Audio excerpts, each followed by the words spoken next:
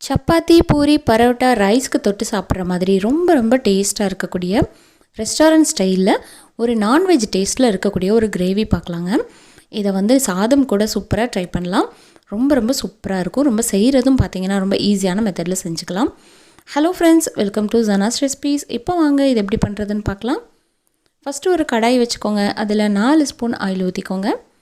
இதில் ஒரு சின்ன துண்டு பட்டை போட்டுக்கோங்க. கூடவே ஒரு 10 பல் அளவுக்கு பூண்டும் சேர்த்துக்கோங்க. 1 இன்ச்சு சைஸில் இஞ்சியும் சேர்த்துக்கோங்க.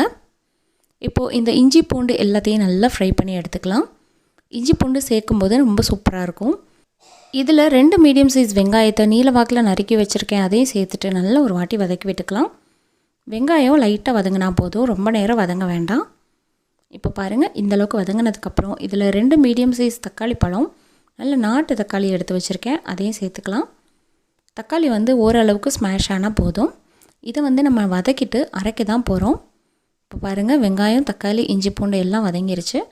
இப்போ இதை ஆற வச்சுட்டு ஒரு மிக்ஸி ஜாரில் சேர்த்து நல்லா அரைச்சி எடுத்துக்கலாம். இப்போ இதை அடுப்பு ஆஃப் பண்ணிக்கலாங்க. இப்போ பாருங்கள், இந்தளவுக்கு மிக்சியில் சேர்த்து அரைச்சி வச்சுக்கோங்க. இப்போ மறுபடியும் இதே கடாயில் 5 ஸ்பூன் ஆயில் ஊற்றிக்கலாம். இதில் 2 மீடியம் சைஸ் வெங்காயத்தை போட்டுட்டு நல்லா ஒரு வாட்டி வதக்கி விட்டுக்கலாம். வெங்காயம் வதங்கினதுக்கப்புறமா இதில் நம்ம அரைச்சி வச்சுருக்கோம் பாருங்கள், ஏற்கனவே வதக்குனது, அந்த பேஸ்ட்டை வந்து சேர்த்துக்கலாம். இப்போ சேர்த்ததுக்கப்புறம் நல்லா ஆயிலே வச்சு ஃப்ரை பண்ணலாம். இது எல்லாமே ஏற்கனவே நல்லா வெந்துருச்சு, இருந்தாலும் இதுலேயும் கொஞ்சம் வேகணும், நல்லா ஆயில் பிரிஞ்சு வரணும் நம்மளுக்கு. இப்போ பாருங்கள், ஒரு 2-3 நிமிஷத்தில் இந்த அளவுக்கு ஆயில் பிரிஞ்சு வந்துடும். இப்போது சூப்பராக வதங்கி வந்துக்கிட்டுருக்கு. இப்போது இதுக்கு தகுந்த மசாலா பார்த்திங்கன்னா 1/2 ஸ்பூன் மஞ்சள் தூள், ஒரு 1/2 ஸ்பூன் அளவுக்கு மிளகாய் தூள், அடுத்ததாக இதில் ஒரு 1/2 ஸ்பூன் அளவுக்கு கரம் மசாலா தூள் எல்லாத்தையும் சேர்த்துட்டு நல்லா ஒரு வாட்டி ஃப்ரை பண்ணி விட்டுக்கலாம்.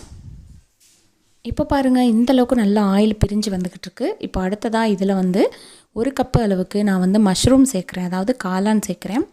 காளான் சேர்க்குறதுக்கு முன்னாடி நல்லா ஒரு 2-3 வாட்டி வாஷ் பண்ணிக்கணும். ஒரு 2 டைம்லேருந்து 3 டைம் வரைக்கும் வாஷ் பண்ணணும். இப்போ பாருங்கள், வாஷ் பண்ணிவிட்டு இந்த மாதிரி சேர்த்து ஃப்ரை பண்ணிக்கலாம்.